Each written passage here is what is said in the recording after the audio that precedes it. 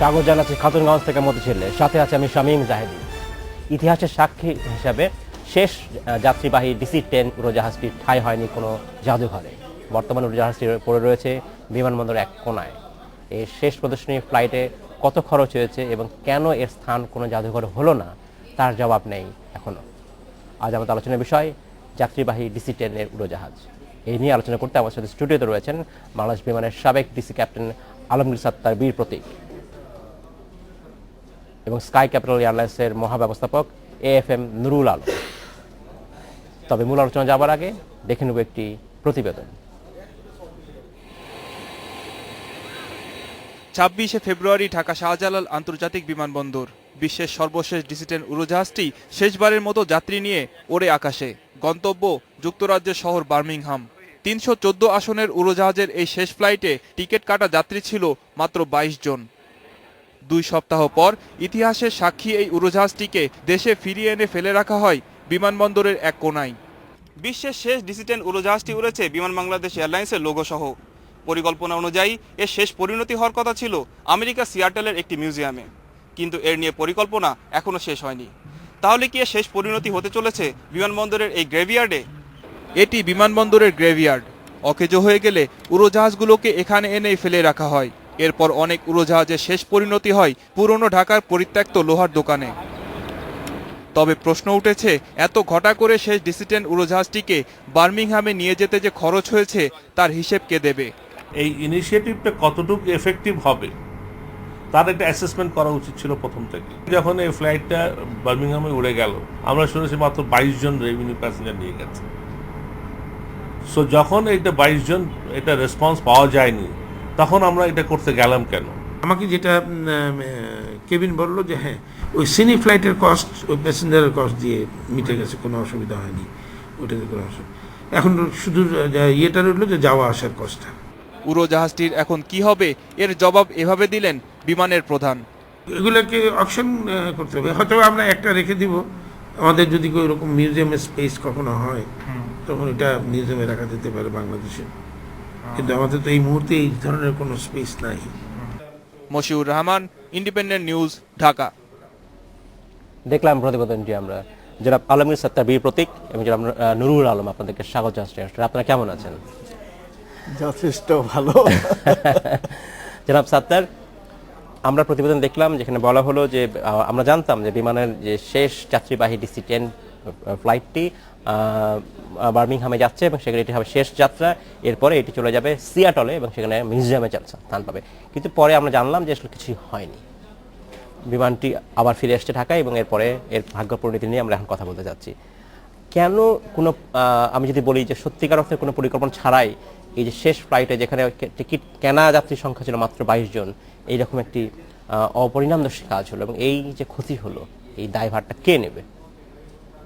হ্যাঁ, এই বিষয়ে যদি কোনো কথা বলতে চাই তাহলে বলতে হবে এই সামান্য ব্যাপার নিয়ে কেন কথা বলি। কত টাকা গেছে, কয় লক্ষ ডলার গেছে। আচ্ছা, বিমান যে বছরের পর বছর যে কয়শো মিলিয়ন ডলার লস দিচ্ছে যেখানে আমরা লাভ করতে পারতাম, সেইটা নিয়ে আলোচনা হোক।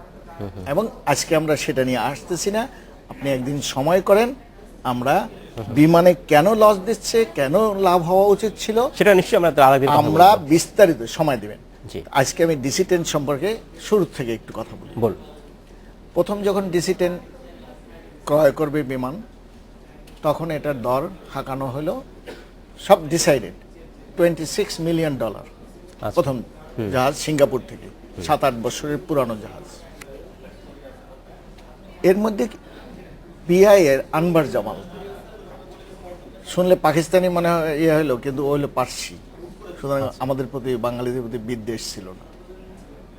আনবার জামাল একখানা চিঠি দিলেন বিমানের MD-কে যে এই জাহাজ আমাদের $15 মিলিয়ন, না 17 মিলিয়ন ডলার। কতদিন আগের কথা বলছেন আপনি? আমি শুরুতে 1983। আচ্ছা, আনবার জামাল চিঠি দিয়ে জানাইলেন এটা $17 মিলিয়ন আমাদের অফার করা হয়েছিল, তোমরা যেটা 26 মিলিয়নে কিনতেছো। আচ্ছা, অনেক ভালো কথা। এবং জানাই দিল যে $15 মিলিয়ন আমরা আলিটেলিয়া দিয়ে এর চেয়ে আরো ভালো প্লেন কিনছি। আচ্ছা, আমি এটা বিমানের পাবলিক রিলেশন ডিপার্টমেন্ট থেকে ওদের মাধ্যমে আমি সংগ্রহ করে সংবাদ নিউজ পেপারে স্কুপ নিউজ হিসেবে ছাপিয়ে দিলাম। আপনি সাহায্য করেন, সেই নিউজ ছাপাতে সাহায্য করলেন। হ্যাঁ, আচ্ছা, এই ছাপানোর ব্যবস্থা করার পরে বিমান একটু মুশকিলে পড়লেন। তারপরে গাই করে নানান রকমের স্পেয়ার পার্টস ইত্যাদি করে 23 মিলিয়ন। তা তখন যখন 3টে প্লেন কেনা হয়েছিল, অ্যাটলিস্ট আমি $9 মিলিয়ন $10 মিলিয়ন সেভ করতে সাহায্য করছি। কিন্তু কথা হলো, আমি তার চেয়েও বেশি বলতে চাই, DC-10 সম্পর্কে বলবেন আজকে ফ্লাইট। আমরা নিশ্চয়ই নুরুল আলমকে চলে আমি তাকে একটু পরিচয় করাই দিতে চাই জনসাধারণের কাছে, কারণ জনসাধারণ জানে না যে কোন মানুষটা এভিয়েশন সম্পর্কে জানে, টেকনিক্যাল জানে। এটা আমরা একটু পরিচয় করাই দিয়ে তারপরে। আচ্ছা, আমাদের হাতে সময় বেশি নেই, তাহলে আমরা কথা শুনতে পারবো না। সব DC-10 সে বলবে, কিন্তু আমি শুধু তার পরিচয় করাই দিয়ে আমি DC-10 নিয়ে আর বলবো না। জি বলুন। ফ্লাইট ইঞ্জিনিয়ার নুরুল আলম, আমার জানা মতে আমি প্রায় 18,000 ঘন্টা DC-10 প্লেনটার ক্যাপ্টেন হিসেবে আপনি ক্যাপ্টেন হিসেবে কাজ করছেন, সেই হিসেবে আপনার যে অভিজ্ঞতা, আমি বলবো বাংলাদেশে তার চেয়ে এভিয়েশন টেকনোলজির উপরে বেশি কেউ জানেন না। ধন্যবাদ জনাব। আরো একটা কথা আছে, সেই কথাটা হইলো প্রথম যে ফ্লিট প্ল্যান যেটা করা হইলো সেটা চিফ ছিলেন সে। সেই সময় তার আমরা জানি উনি ওনার সম্বন্ধে আমরা ওয়াকিবহাল যে উনি অত্যন্ত যোগ্য লোক। আমি খুব খুশি। হ্যাঁ জনাব সাত্তার, আপনাকে ধন্যবাদ। আমি আপনাকে ফিরে আসবো। জনাব নুরুল আলম, আপনার কাছে আমি জানতে চাই, এই যে যখন আপনি দীর্ঘদিন বিমানে কাজ করেছেন, জি, আমি সেই অভিজ্ঞতা আলোকের কথা বলছি, যখন এই ধরনের পরিকল্পনাগুলো হয় যে এই একটি বিমান যখন DC-10 যাচ্ছে সিয়াটলের, আমরা ধরে নিচ্ছি সিয়াটলের মিউজিয়ামে চলে যাবে, তারপরে সেটা হয়নি। আমি জানি না কেন হয়নি, কিন্তু আমার যেটা জানতে ইচ্ছা করে যে এই যে যেটা পাঠানো হলো, তাহলে কি এটা চূড়ান্ত চুক্তিপত্র না করে পাঠানো হলো, নাকি যদি শুধুমাত্র আশ্বাসের ভিত্তিতে করা হলো? এই ঘটনাটা যখন ঘটেছে তখন আমি বিমান থেকে অলরেডি রিটায়ার করেছি গত বছর।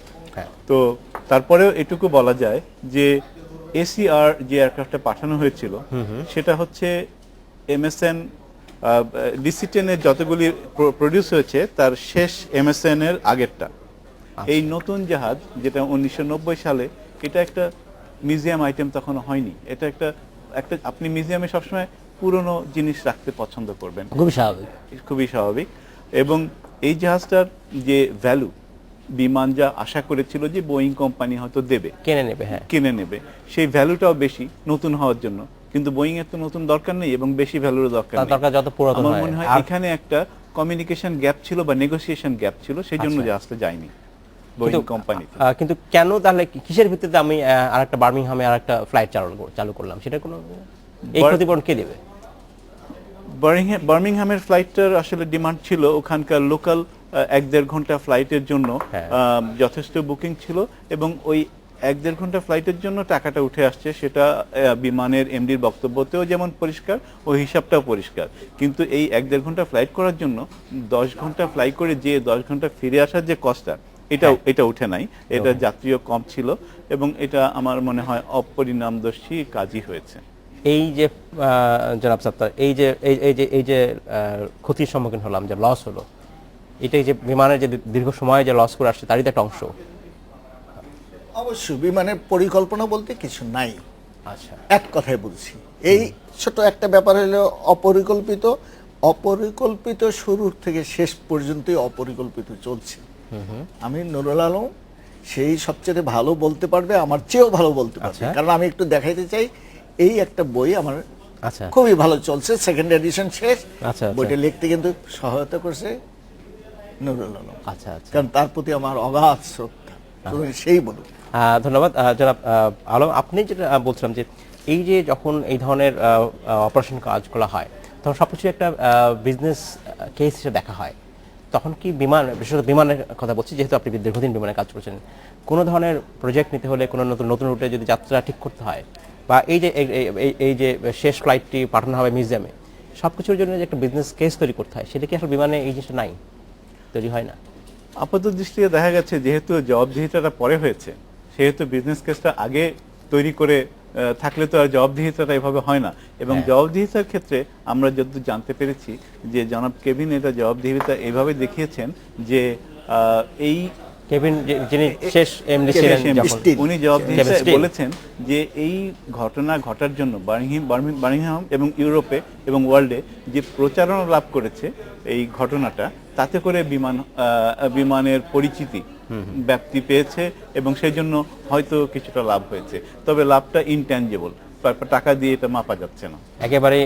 একেবারে ইনট্যাঞ্জেবল, যে সম্ভব একেবারে নয়। intangible। তো যে ক্ষেত্রে হয় সেক্ষেত্রে আমরা সেই অর্থে টাকা পাচ্ছি না, যেটা আপনি বললেন। আরেকটা বিষয় জানতে ইচ্ছে করে, যখন এই ফ্লাইটটা শেষবারের মতো গেল, চলে আসলো, এখন কি আমাদের হাতে কোনো পরিকল্পনা আছে যে তাহলে এই যে এয়ারক্রাফট এর ভাগ্যে কি হবে? এয়ারক্রাফটের এখন ভাগ্য হচ্ছে এটাকে স্ক্র্যাপ হিসাবে ইউজ হতে পারে, কারণ বিমান তো সিদ্ধান্ত নিয়েছে এটাকে আর ওড়াবে না। আর এর ইঞ্জিনগুলি এখনো দামি। আচ্ছা, DC-10 এর ইঞ্জিন এখনো অনেক জাহাজে ইউজ হয়, 747 সেক্ষেত্রে এয়ারক্রাফট ইউজ হয়। সেক্ষেত্রে এটা করা যেতে পারে। অন্য মানে এই ইঞ্জিনের জি ইঞ্জিন CF650C2, এই ইঞ্জিনের যে থ্রাস্ট ক্যাপাবিলিটি, এই থ্রাস্ট ক্যাপাবিলিটি অন্য জাহাজে লাগানো যায়, অন্য জাহাজে এই ইঞ্জিন আছে। ইঞ্জিনগুলি বিক্রি হবে, কিছু কিছু স্পেয়ারস বিক্রি হবে। জনাব আলম, আপনাকে ধন্যবাদ। আমাদের সময় হয়েছে বিরতিতে যাবার, ফিরে এসে আবার কথা বলবো। সময় হলো একটি বিরতিতে যাবার, ফিরছে শীঘ্রই, সাথেই থাকবেন।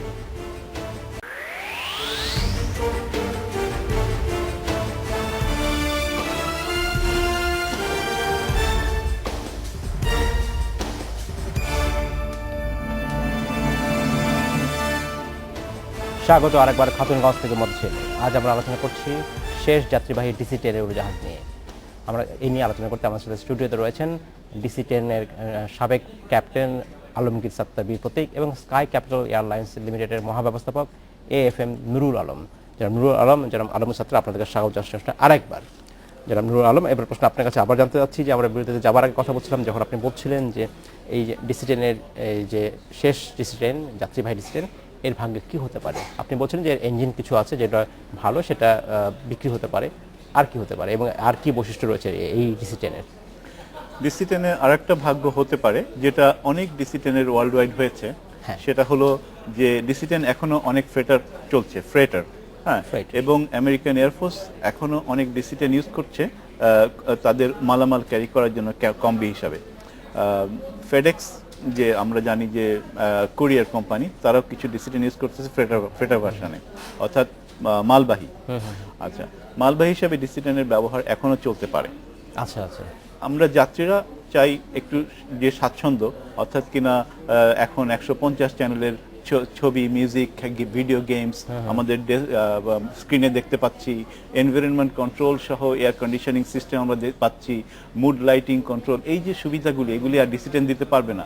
আধুনিক যাত্রীর জন্য আধুনিক উড়োজাহাজ যে সুবিধা দিতে পারে সে দিতে পারবে না, সেই জন্য যাত্রীবাহী হিসাবে এর আবেদন একেবারেই কমে গেছে। আচ্ছা, হতে পারে, কিন্তু মাল তো মানে সে তো আর কমপ্লেইন করতে পারে না, লাগেজ।